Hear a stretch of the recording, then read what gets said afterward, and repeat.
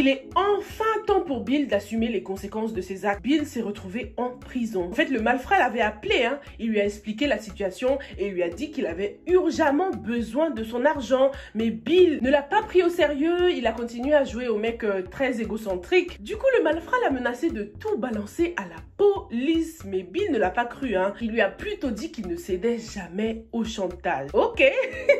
Le bandit, il n'a pas perdu une seconde, hein. Il est direct allé voir la police pour tout raconter et la police a convoqué Bill. Il a nié les faits, il a fait comme s'il ne le connaissait pas, hein, le bandit là. Mais malheureusement pour lui, le bandit avait des preuves. Il avait une photo de Julien, preuve que Bill lui a bien envoyé la photo de Julien pour pouvoir identifier la personne à assassiner. Et le mec avait aussi un enregistrement où Bill lui donnait des consignes bien précises, quoi. Donc avec ça là, Bill est cuit. Surtout que le malfrat n'a pas oublié de rajouter que Bill voulait aussi s'en prendre à l'enfant de Julien, quoi. Sophie et Monsieur Mbargha ont débarqué à la police du coup. Au début, Sophie ne voulait pas du tout croire que Bill était capable de faire une chose pareille. Elle le défendait, hein, devant la police. Non, Bill est un homme bon, il est intègre, il peut jamais faire une chose pareille. Mais quand on lui a fait écouter les enregistrements, alors là, le choc de ça. Sophie était tellement choquée et déçue. Comment est-ce que Bill peut être à l'origine de tous les meurtres liés à sa famille? Comment est-ce qu'il peut demander qu'on tue un enfant surtout? Elle lui a dit non, franchement Bill, Dieu va te punir. Ah, c'était grave, hein. Monsieur Mbargha est carrément allé parler à la commissaire, hein, parce que là c'est chaud. Toutes les preuves sont contre Bill. Il n'y a aucun moyen de le libérer. La commissaire, j'adore comment elle traite les affaires parfois, hein. Elle ajoute toujours ce côté humain, tu vois. Elle se base sur les faits,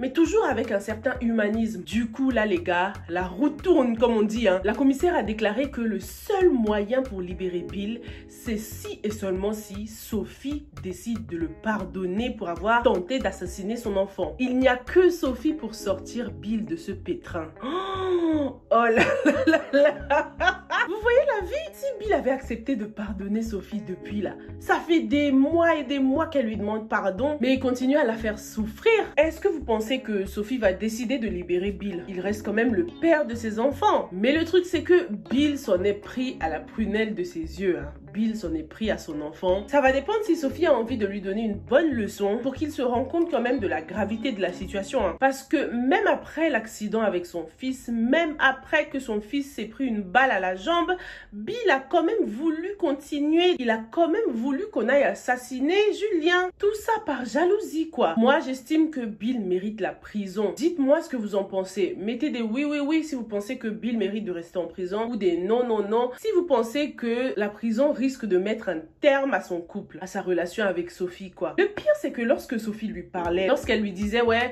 c'est seulement Dieu qui va te punir, comment t'as pu faire ça? Bill n'a même pas dit un mot, il n'a même pas exprimé le moindre remords, hein. Il se tenait juste là, debout, silencieux, comme s'il ne regrettait rien, quoi. Donc il mérite quand même de rester en prison pour bien réfléchir. Et j'espère que si Sophie décide qu'on ne le libère pas, il va pas encore plus avoir le seum d'elle, quoi, et demander le divorce après la sortie ou un truc comme ça. Après la scène devant chez Kim et Austin, on découvre qu'en fait Mélanie n'était pas morte, hein. Austin l'a emmenée direct à l'hôpital. Et moi j'aurais trouvé ça tellement chelou que Mélanie soit devant chez moi, je l'aurais même pas touchée, hein. Austin là, il a trop de courage. Donc il l'a emmenée à l'hôpital, mais sa vie était quand même en danger, hein. Mélanie avait grave du mal à respirer. Elle a appelé son marabout pour lui demander quoi faire et le marabout l'a conseillé de se confesser pour un peu freiner l'effet du poison là sur son corps, tu vois. Le temps qu'il lui emmène un antidote ou un truc comme ça. Mélanie s'est confessée, hein. Elle a tout dit à Austin. Dommage que Kim n'était pas là, tu vois. J'aurais kiffé qu'elle demande pardon à Kim quand même, parce que c'est quand même à elle qu'elle a fait du mal, hein. Kim a beaucoup souffert à cause d'elle. Pendant que Kim souffrait, Austin se mettait bien avec Mélanie. Donc c'est vraiment dommage ça. Connaissant Kim en plus, c'est quelqu'un de très empathique. Je suis sûre qu'elle aurait bien voulu accompagner Austin à l'hôpital pour savoir ce qui se passe avec Mélanie, quoi. Mais on va dire que vu son état, vu qu'elle est enceinte, et en plus il y avait la fille d'Austin à la maison, fallait qu'elle reste à la maison. Finalement, après la confession, Mélanie est morte parce que le marabout n'est pas venu à temps, hein, pour lui donner l'antidote. Du coup, elle est décédée sur le lit d'hôpital. Ah, j'aurais kiffé qu'elle demande pardon à Kim Kim, je vous jure. Quand elle est décédée, je me suis dit, mais non, pas comme ça. En plus, Austin, il comprenait rien. Il a cru que c'était parce qu'elle était tombée qu'elle racontait n'importe quoi. Il a pas bien compris. En tout cas, le marabout s'est fait coincer à l'hôpital. Hein. Austin a tout de suite compris. Il a tout de suite rejeté la faute sur lui en mode, ah, c'est à cause de vous si elle est morte. Hein. Vous êtes son consultant personnel, non? Du coup, ils ont appelé la police et Austin et le marabout se sont retrouvés à la police. Ils ont expliqué les choses et le pauvre marabout, il me fume ce mec. Non mais ce comédien, il me fait trop rire, je vous jure. Ses mimiques, son body language, sa gestuelle, ses yeux comme ça me tord de rire. Donc lorsqu'on l'a arrêté, j'ai trouvé qu'il faisait de la peine. Mais c'est sûr que c'était assez juste parce qu'il était bien conscient que sa cliente voulait faire du mal à quelqu'un d'autre, quoi. Mélanie venait toujours le voir pour le mal, pour faire des choses horribles et il était au courant. Ce qui fait de lui un criminel aussi. Dis-moi ce que t'en penses, toi. Est-ce que tu trouves que c'est juste qu'on ait enfermé le marabout? Est-ce que c'est les marabouts ou les clients qui prennent leurs 2 pieds pour venir voir ces marabouts-là qui sont fautifs? N'hésite pas à partager ton avis en commentaire. Karine a dit à Piwele qu'elle était partante pour un foyer polygamique, il n'y a pas de souci, il peut très bien épouser Passy. Bizarrement, Piwele était d'accord. Hein. Si ça ne tenait qu'à lui, il aurait épousé les 2 femmes. Mais c'est seulement parce qu'il connaît très bien Passy. Il sait très bien qu'elle n'acceptera jamais d'être 2e femme. C'est la seule raison pour laquelle il ne peut pas épouser les 2 femmes. Donc, il faut qu'il divorce de Karine. Karine, qui avait le soutien total de son père, a refusé cette idée. Hein. Elle veut pas le divorce et son père non plus. Hors de question que Piwele brise le cœur de sa fille. Le père, il est allé trop loin. Il a carrément disrespect Piwele. Hein. Il lui a jeté du vin en guise de bénédiction. Il lui a dit, bah, comme j'avais pas béni votre mariage, voilà, maintenant je bénis le mariage.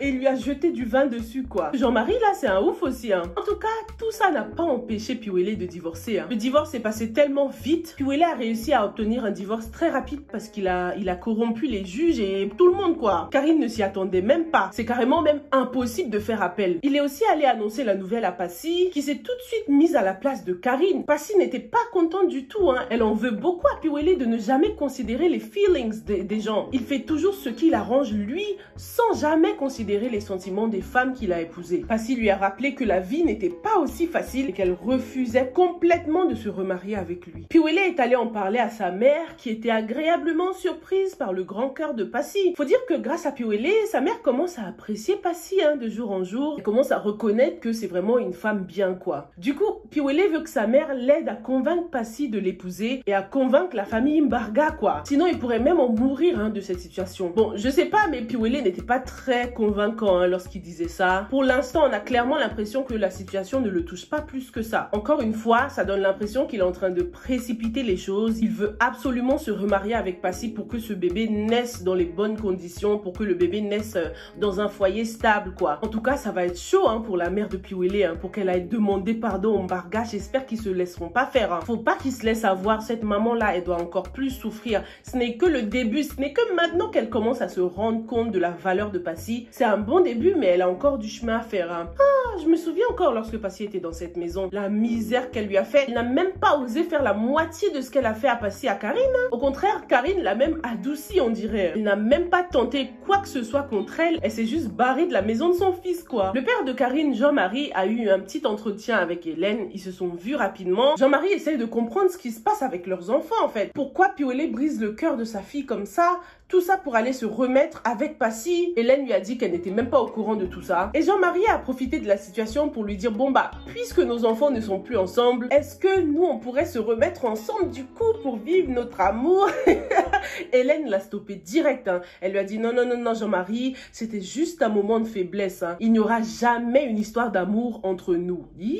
Lorsque Hélène a dit ça, j'ai eu peur pour elle. Je me suis dit, hé, Jean-Marie, là, comment est-ce qu'il va prendre les choses? Est-ce qu'il va pas décider de se venger? Cette histoire risque de terminer très très mal pour Hélène. Jean-Marie et sa fille seront grave en colère contre la famille Mbarga, là, parce que c'est de leur faute s'ils sont malheureux, quoi. Dans ces épisodes, on retrouve aussi une Puchérie qui a toujours le seum contre Amidou. Elle l'accuse d'avoir joué avec ses sentiments, elle l'a même poussé dans la piscine, quoi.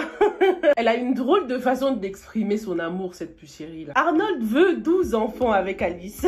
tout se passe bien entre eux en ce moment. C'est vraiment la période lune de miel hein, pour eux. Ils sont déjà en train de réfléchir à des noms d'enfants. Alice veut plutôt des noms modernes alors que Arnold, lui, est beaucoup plus traditionnel. On retrouve aussi ce côté moderne, traditionnel dans leur façon d'avoir des rapports charnels. Alice est prête à faire découvrir des positions au lit à Arnold, mais lui dit que la seule position autorisée dans la Bible, c'est l'homme sur la femme. Le reste, c'est la sorcellerie. C'est ce qu'il a dit. Ces deux-là me tuent tellement, mais ils sont hyper mignons. Ils se complètent bien en fait.